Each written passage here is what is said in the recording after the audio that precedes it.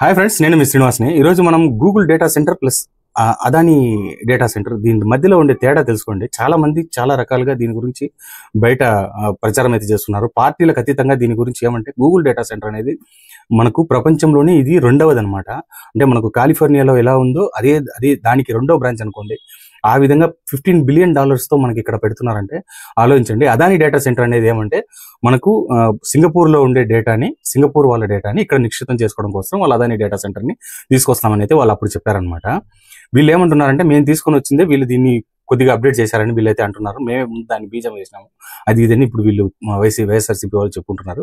ఇవన్నీ తప్పండి, ఇవన్నీ రాంగ్. ఇది అసలు యాక్చువల్గా గూగుల్ డేటా సెంటర్ అంటే ఇక్కడి నుంచి 12 దేశాలు, ఈ 12 దేశాల్లో సింగపూర్ కూడా వస్తుంది అనమాట.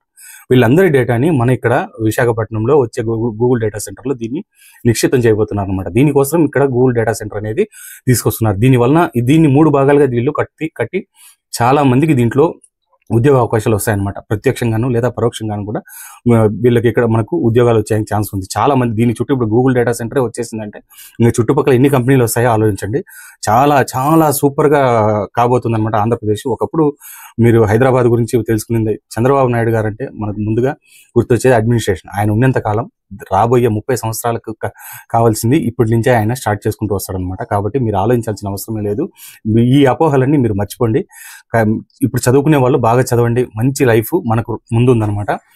చాలా కంపెనీస్ మనకు విశాఖపట్నం కానీ చుట్టుపక్కల అన్ని చోట్ల కూడా మనకు తీసుకొని రావడానికి అయితే గవర్నమెంట్ కూడా ముందుగా దాని మీద ఇంట్రెస్ట్ చూపిస్తుంది. లోకేష్ కూడా మనకు ఆయన కూడా చాలా వాళ్ళకు మించిన వాళ్ళ వల్ల అయిన దానికంటే ఎక్కువ కష్టం చేస్తున్నారు.